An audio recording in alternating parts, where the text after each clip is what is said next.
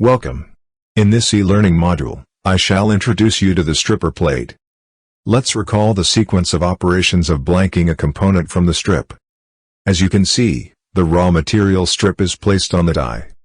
The punch which is mounted on the press slide comes down and shears the strip to blank the component. When the punch moves up along with the press slide, the raw material strip is stuck to the punch. This is not acceptable. We need to keep the raw material strip on the die plate.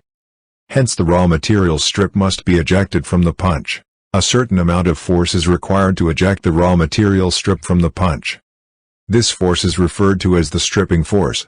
A stripper plate is used to strip or eject the sheet metal strip from the punch.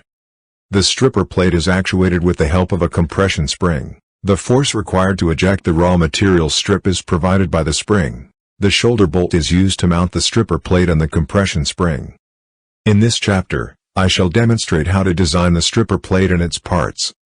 That's all in this learning module. Thanks.